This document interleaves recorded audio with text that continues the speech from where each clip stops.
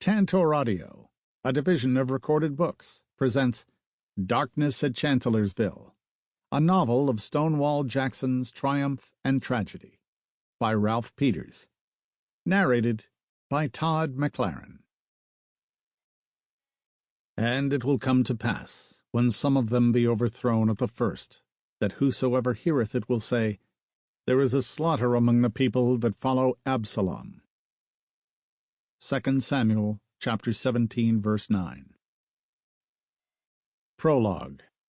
St. Patrick's Day, 1863. Kelly's Ford, Virginia. Sam Chamberlain fired his Colt at his own men as they retreated, at the Rebs on the far bank who'd turned them back, and at all the worthless world. "God-damned cowards!" With his face shot through, the words emerged as grunts. Blood chilled and clotted on his jaw, his neck. Doused in icy water, his uniform sheathed him. The revolver clicked empty. A last cavalryman's horse gripped the mud of the bank and spattered past, its rider mad-eyed. Chamberlain spit out another tooth, maybe a splinter of jawbone. Lowering his pistol in disgust, he watched the river's current tug his dead horse from the shallows. Determined to save his saddle roll, he entered the water again.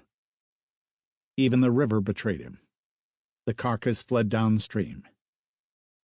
Hatless and drenched, with high boots bucketing water, he coughed out more bloody pulp and cursed again. The wind combed strips of face meat. Never was a beauty. Less of one now. He stared across the river as cold water scoured his groin. Shivers gripped him, uncontrollable, strong. "Go on home, Yank," an unseen Johnny called.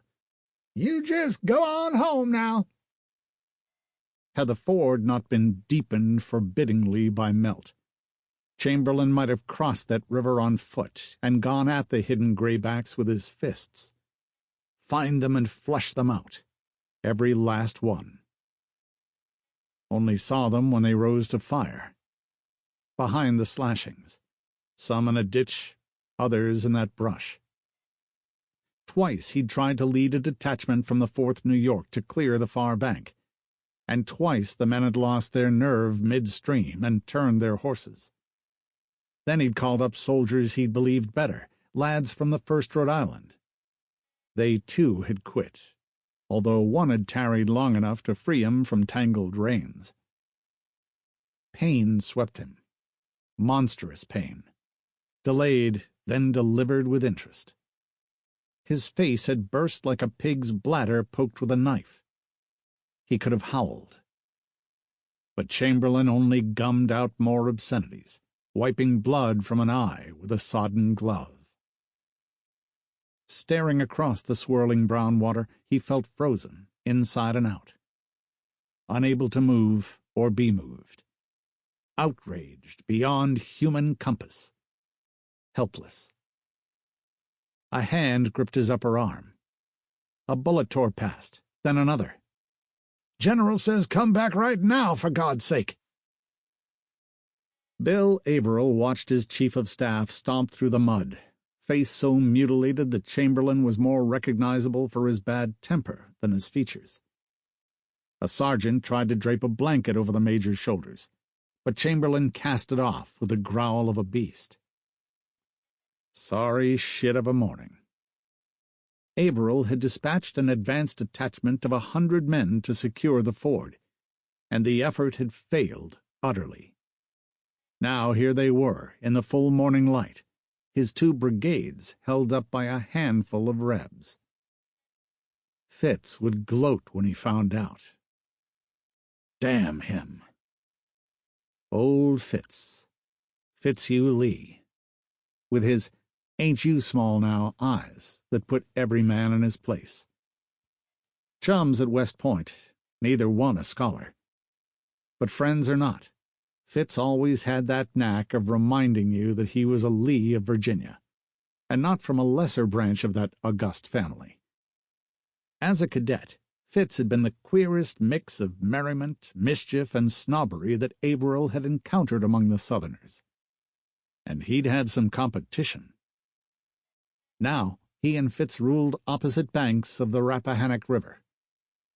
But Fitz had crossed over one too many times, ending his last foray by leaving that snot of a note. "Dear Billy, I wish you would put up your sword, leave my state, and go home.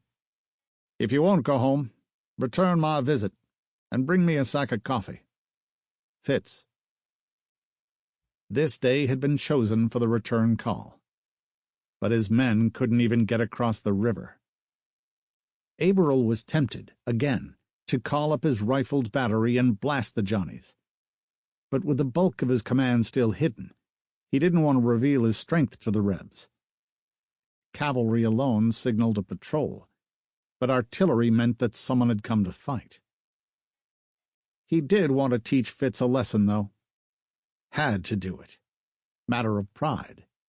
Not just personal vanity, but the honor of his command, the restoration of the cavalry's tattered reputation. He'd promised Stoneman and Hooker his men would show well, that he'd raised his newly acquired division to a higher standard, and Hooker had licensed him to show its mettle. Now, this slipped-on dog-shit start. High water swept heavy limbs downstream, and the ford's approaches were already hoof-cut. Each new assault grew more difficult and slower.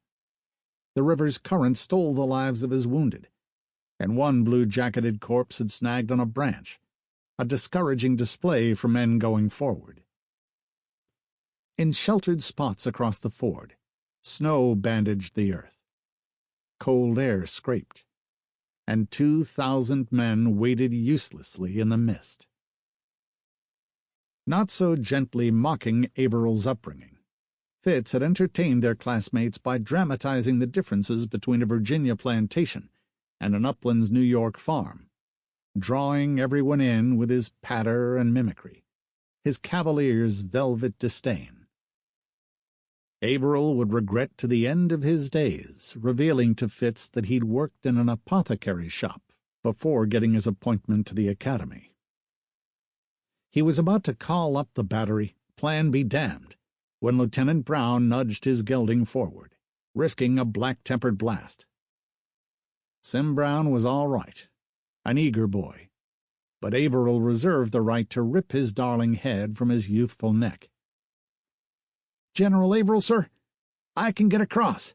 I can do it. I watched. I know the bed's good. Let me take volunteers. I can do it, sir." Averill snorted. "After Sam Chamberlain couldn't." The lieutenant had spoken his piece, and now he waited. Well, why not? If the lad wanted to hurl himself into eternity by way of an ice-cold river, wasn't that war? "All right, Lieutenant. If you can get those stump-fuck skedaddlers to follow you, give us all a lesson in how it's done." Smarting under the day's embarrassing start, Averill added, "And God help you if you make a mess of it." Brown led 18 men toward the river. He'd expected more volunteers, but the boys were spooked. Another hard-luck day for the Cavalry Corps. Didn't see how he could back out, though, after his show of bravado in front of Averill. Well, Averill was a decent sort when he wasn't in a temper. He'd write a pretty letter to his mother. "I regret to inform you that your gallant son—" Wasn't quite the way Brown had imagined ending up. Never had betted a woman. Now he regretted not taking advantage of Washington's well-drilled whores. His little party emerged from the skeletal trees and faced the river. Afraid to look back and find himself alone, he left his revolver holstered and drew his sword. "At the gallop! Charge!" he cried. His voice seemed too weak by half, puny. His mount defied the mud, though, almost leaping the distance to the water. Reb rifles blinked from the far bank. Behind Brown, supporting fire crackled. Sample complete. Ready to continue?